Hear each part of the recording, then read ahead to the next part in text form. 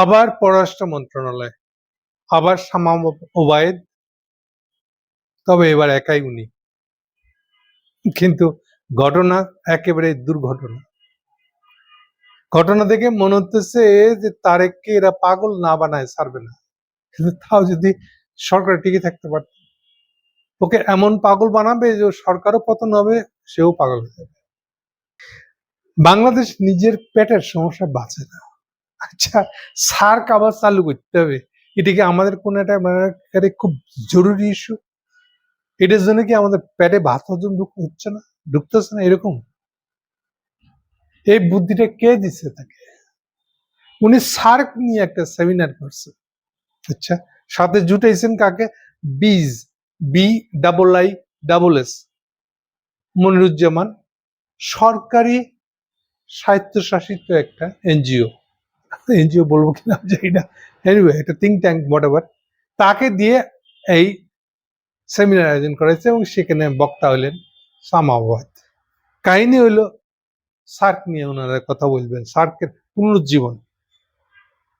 কি বলবো আর, যেখানে ইন্ডিয়া পাকিস্তানের ঝগড়াটা এখন যেই লেভেলে, সেই লেভেলে এটার পক্ষে মানে না জানলে কত কিছু করা যায়, সাহসের বলিয়ারি যাকে যায়। দেখেন, শিরোনাম হলো বিশ্বাসের পুনর্নির্মাণে আঞ্চলিক একত্রীকরণের নবায়ন, সার্ককে পুনরুজ্জীবিত করার পথ।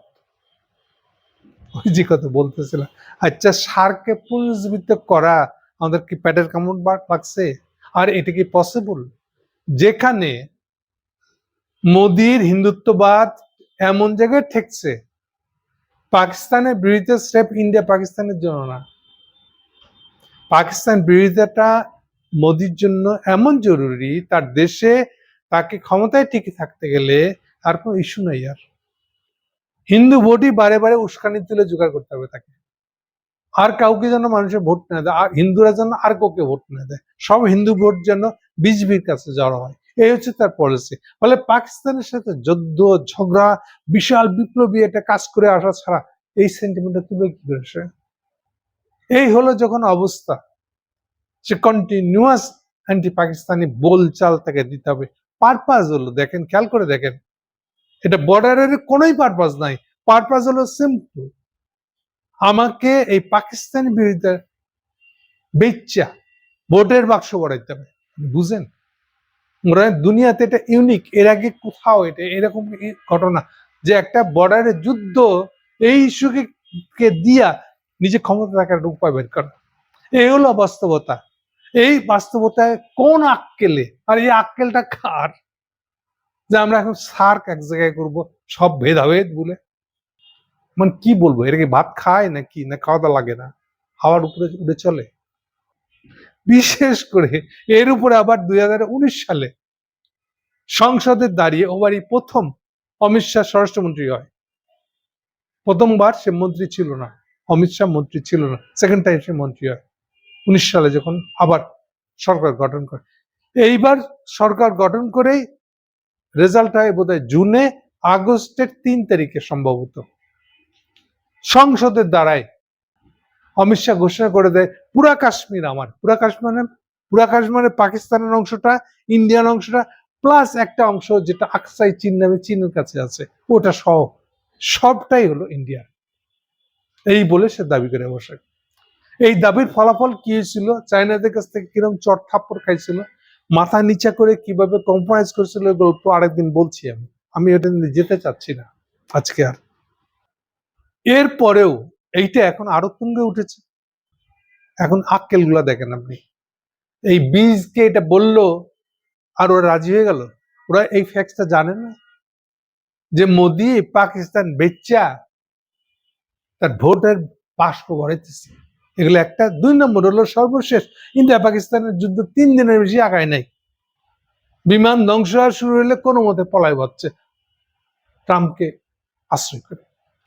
এই হলো বাস্তবতা। ফলে চায়না বিমান নিয়ে পাকিস্তান যে উপরে উঠে বসে আছে, এইটা হচ্ছে রিয়েলিটি। এখন কোন আক্কেল, আর এই আক্কেলটা কার? কেন সার্ককে করতে হবে? সার্ক এটা করবে না। এই যে পিনাকি চক্রবর্তী বোধের নাম, মানে 111 সময় ঢাকায় যে রাষ্ট্রদূত ছিল ইন্ডিয়ার, সে পাবলিকলি বাংলাদেশ সাংবাদিকটা তার সাথে দেখা করতে গেছে, তাদের সাথে পাবলিকলি বলছে সার্ক ইজ ডেড। এটা নিয়ে আর চিন্তা করেন না আপনারা। বুঝি না আসলে যারা এই আবার সার্ক নিয়ে সেমিনার ডাকতে গেছে তাদের কি আক্কেল জ্ঞান কিছু নাই? এগুলো খবর তারা জানে না। আমাদের কি সমস্যার অভাব পড়ছে এই জন্য সার্ক নিয়ে সেমিনার করতে গেছে? এটা কার? ইউনূসের আমলে ইউনূস একবার সার্ক ছিল। আচ্ছা ফাঁকে বলে দি, বিমস্টেক যেটা, বিমস্টেক মানে হলো সার্ক মাইনাস পাকিস্তান, সাথে অ্যাড করে নিয়েছে বার্মা আর থাইল্যান্ডকে, তাইলে যেটা হয় ওটা হলো বিমস্টেক বলে আরেকটা জোট। ইন্ডিয়াতে ওই জোটটা বানাইছে সার্কের ভিতরে, সে পাকিস্তানের মুখ দেখবে না এই জন্য। আপনি এগুলো খবর রাখেন না আপনারা? হ্যাঁ, পররাষ্ট্র প্রতিমন্ত্রী হয়ে গেছে আর এগুলো বুজুম বাজুম বুঝাইতেছেন তারেককে, আর এগুলো দিয়ে বাংলাদেশ স্বার্থ উদ্ধার হবে। তার মানে ইউনূস সাহেব যেটা সার্ক নিয়ে আলাপ তুলতেছিল সেটা হলো আমেরিকানদের ইন্টারেস্ট, ওটার ভিতরে আমাদের কি? আর আমরা কি এটা জানি না? এই খবর নেই নাই যে পাকিস্তানের সাথে ইন্ডিয়ান ঝগড়ার মূল জায়গাটা কোথায়? ভোটের আগে গল্প দিছে সে পাকিস্তানে বোমা হামলা করে আছে, পরে পাকিস্তান যখন বিদেশি সাংবাদিক নিয়ে যেই জায়গায় বলছে বোমা হামলা হচ্ছে, ওখানে কি দেখে যে একটা পাখি পড়ে আছে, আর কিছুই হয় নাই। এগুলো ইন্ডিয়াও জানে, তা আপনারা জানেন না এটা? ইভেন যারা বীজ খুলছে, থিঙ্ক ট্যাঙ্ক খুলছে, আমি তাদেরকেও কি বলবো, আপনাদের আক্কেল নাই? দোকান খুলে বুঝছেন, আপনারা জানেন না এগুলো কাহিনী? আপনারা এগুলা কাহিনী বলেন নাই পররাষ্ট্র মন্ত্রণালয়কে যারা আপনাদের কাছে অ্যাপ্রোচ করছিল তখন? এখন এতে ফলাফল কি হয়েছে? ফলাফল হয়েছে ওই মিটিং এর ভিতরে ঝগড়া লেগে গেছে কাশ্মীর নিয়ে। প্রথমে ইন্ডিয়া আপত্তি তুলছে, ন পুরা কাশ্মীর আমাদের। আপনারা এই যে বীজের পিছনে যে সার্কের ম্যাপ দেখাইছেন সেখানে পাকিস্তান ও কাশ্মীর ভাগ আছে দেখাইছেন না, এটা তো হবে না, কাশ্মীর তো পুরো আমাদের। আচ্ছা এখন বুঝে না, ওখানে পাকিস্তান রাষ্ট্রদূত আছে, সেও আপত্তি তুলছে। এখন এগুলা দেখার জন্য কি আপনি ওখানে গেছিলেন? এইটা কোন আক্কেল ভাই? কি বলবো আর, আপনি যে আসলে একটা অনুবাদক, এর বেশি আপনি কিছু না, সামাবায়েদ, আপনি এর বেশি কিছু না। আপনি নিজের সীমা নিজে বুঝেন না? এই যে এতগুলো ফ্যাক্স দিলাম আমি, মোদী 14 সালে ক্ষমতা আসার পর থেকে ফ্যাক্স গুলা দিলাম, এগুলো কখনো শুনছেন? এগুলোর কোনো কিছু সম্পর্কে হদিস নাই। তারেক জিয়াকে বলছেন এগুলা? এগুলো বানালে পরে সে কি আবার সার্ক নিয়ে কিছু বলতে হতো নাকি করতে বলতো? নাকি এই খলিলের পাল্লায় পরে আপনার আবার সার্ক চাকাইতে গেছেন? কি আপনার কি ব্যাপারটা কি আমি কিছু বুঝতেছি না। এই যে তারেকের স্বরের ভিতরে দেখেন, সেটা খুব দক্ষ লোক, পাকা লোক বললা সে খলিলকে নিয়ে এসেছে।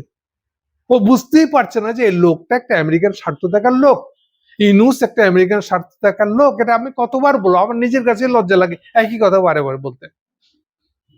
তার দরকার একটা ভালো লোক, দক্ষ লোক। একটা দক্ষ লোকের নামে কাদেরকে দিচ্ছেন আপনি, যাদের ন্যূনতম জ্ঞান বুদ্ধি নেই? এই জন্যই বলছি তারেক সাহেব আপনি ডুবে যাবেন। শুধু ডুবে গেলে হইতো, আপনি ক্ষমতাও ছাড়তে হবে খুব বাজে হবে। অবিলম্বে এগুলোকে ধরে উপরে ফেলাই দেন, এগুলো ক্লিন করেন। আর আপনি নিজে বুঝবেন না কেন? এগুলা নিজেই বুঝেন, এগুলা নিজে হাতে এগুলো বুঝেন। এগুলো এমন কঠিন কিছু না, একদম লেম্যানের ভাষায় বুঝে নেন। আপনার মা বুঝতে পারছে, আপনি পারবেন না কেন? যতই মনে করবেন যে এগুলা খুব এক্সপার্টকে দিয়ে তার হাতে দিয়ে করাবো, ততই তারা আপনাকে ডুবাবে। আপনার নর্মাল যে আয়ু, ক্ষমতার আয়ু, সেই অনুযায়ী তারা আপনাদেরকে থাকতে দেবে না। এক একজনে এক এক দিকে টানবে, তাদের যার যার একটা কোটারি স্বার্থ আছে, এক একটা দালাল তারা, আর এই অনুযায়ী তারা আপনাকে ডুবায় যাবে। এখন যত তাড়াতাড়ি ভালো বুঝবেন তত ভালো, না বুঝলে আমার কিছু করার নেই। Thank you.